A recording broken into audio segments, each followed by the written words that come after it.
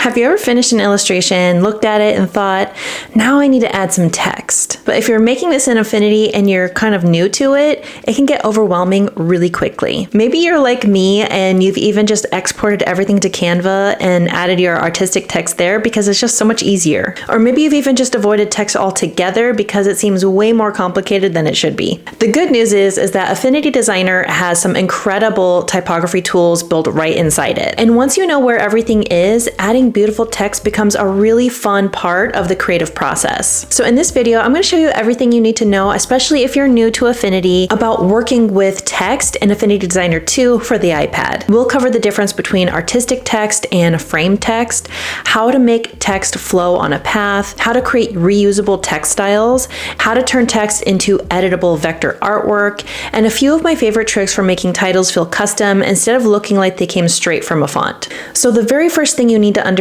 is that Affinity Designer has two different text tools.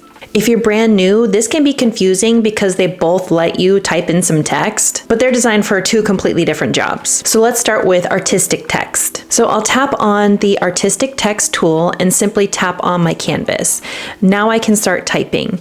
This is perfect for things like page titles, coloring book covers, stickers, logos, labels, short quotes, or basically anything that's only a few words long.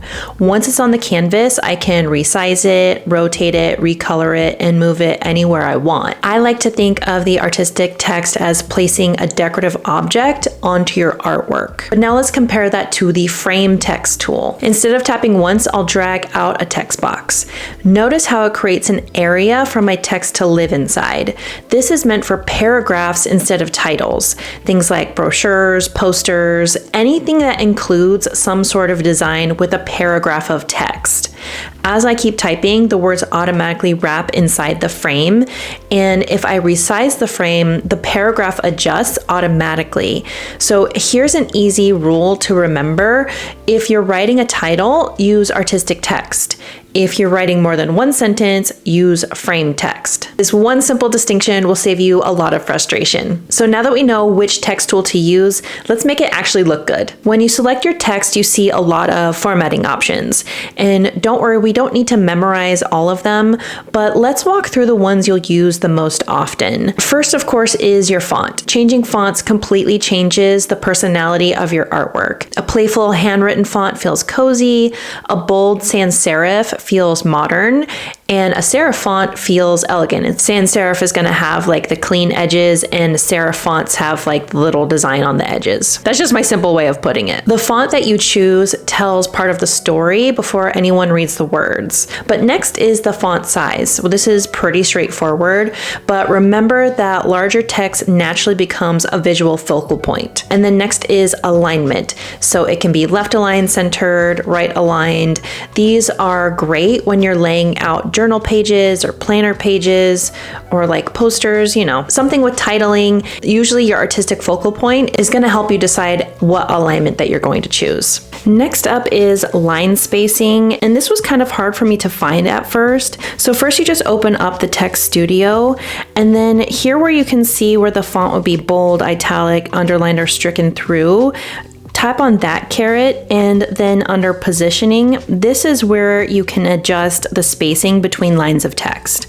So this is where we're going to adjust whether the text is too tight, because if it's too tight, everything's going to feel crowded. If it's too loose, it can be kind of hard to read and it can feel like everything is falling apart. But here we have tracking. Tracking changes the space between every letter at the same time. Watch how increasing it gives the words a more airy kind of elegant feeling. Reducing it packs everything closer together.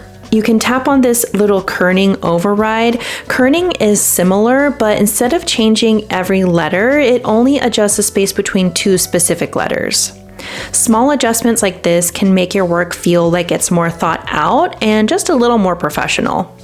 So now for one of my favorite features, and that is text on a path. So just to demonstrate, I can draw a simple circle just like with the shape tool, and then I'll just turn on the artistic text tool and then tap directly on the path of my circle.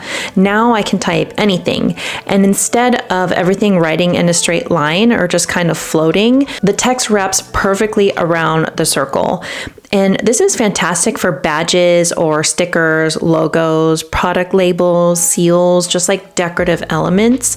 But here's something really fun. You're not stuck with where the text starts. You can drag the starting point and move it around. You can flip the text to the inside of the circle or the outside of the circle. But once you start experimenting with this tool, you'll probably find yourself using it all the time. And for something like really custom, you could always use the pen tool to draw out your path and then use that as the path that your text is going to follow.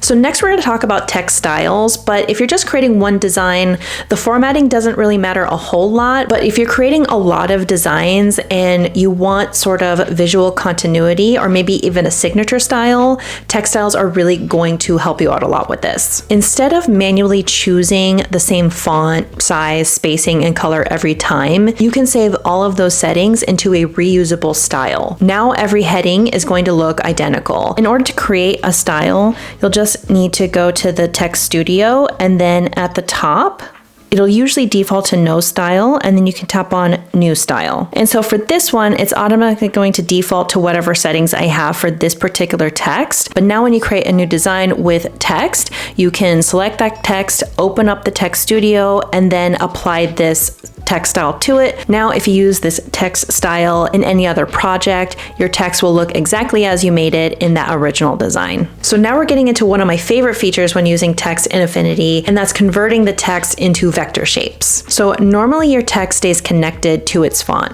You can still edit the words, you can change the font, you can fix the spelling, but sometimes you don't want text anymore. You want artwork you can move around independently, and that's where convert to curves comes in and makes this really fun. So all you have to do is select your text and then go to the 3-dot menu and then tap on convert to curves. So now every letter of text is now its own vector shape. Now I can grab the node tool, I can stretch a letter, I can round a corner, I can move individual points, or rearrange the letters manually to make a really custom look. Just remember one important thing: once you've converted your text to curves, you can't simply type new words anymore. So I recommend keeping a copy of the original editable text just in case you need to make changes later. But if you want something even more playful, Affinity Designer lets you warp text. And Affinity already has presets that you can use, like a preset for arching it, making it into a wave, or gosh dang it. Or you can create like a bulge effect, or just distort it into different shapes. And these options live in the Layers Studio. So open up the layers, and then this icon right here will give you the different mesh, quad, and perspective. But you also have the different options of arcing it, bending it, creating the fisheye, or the twist. So just choose the effect that you would like to make, and then use the node tool to make those adjustments. These effects work especially well for children's books or stickers, greeting cards, and just like if you want to add some text to like a whimsical illustration. My advice is to use these effects intentionally.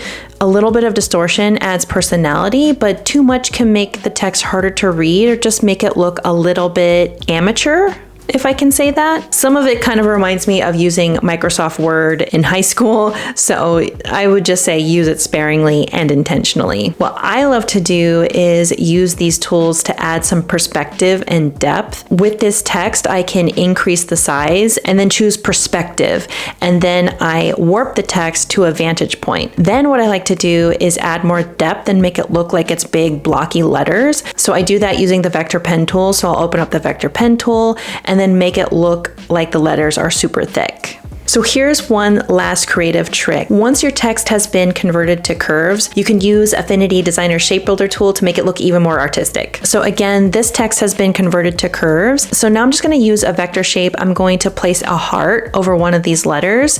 And then with the Shape Builder tool turned on, I will now subtract that heart out of the letter. Instantly, it looks like a heart has been cut out of the text. But you can do even more with this. You can intersect shapes, you can add shapes together. This is one of those techniques that looks complicated, but it's actually surprisingly easy once you've done it a couple times.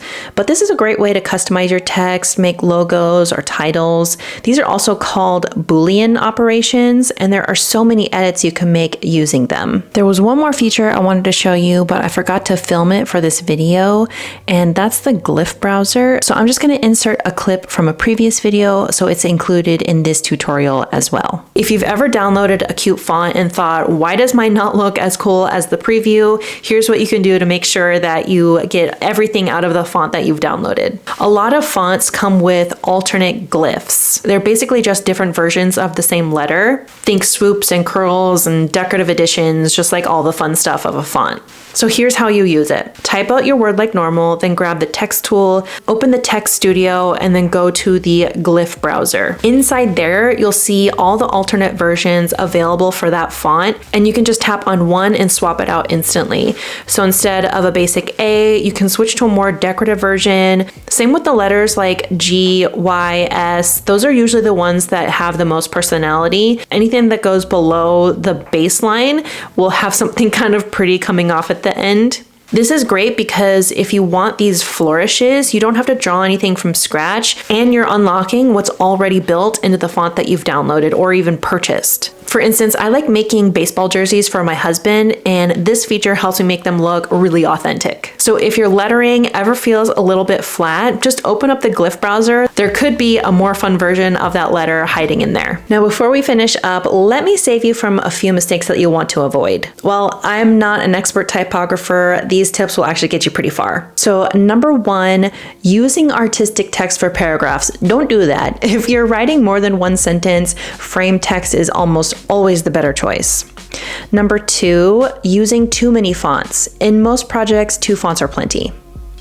Number three, ignoring spacing. Don't ignore the spacing. Good typography employs spacing strategically, not just reliance on fancy fonts. And finally, number four, converting text to curves too early. Wait until you're completely happy with your wording before you turn it into vector art. Your future self will thank you. So I think this was a pretty good start on what you should know when you first start getting into text with Affinity Designer 2 for the iPad, especially if you're new to Affinity Designer 2. So whether you're creating coloring books, journals, SVGs, logos, stickers, learning these typography features can make your work feel a lot more designed and professional. And let me know in the comments below, what is the next Affinity Designer feature that you would like me to cover? But in the meantime, if you want to learn the 5 tools that will get you started on vector illustration in Affinity Designer, watch this video right here.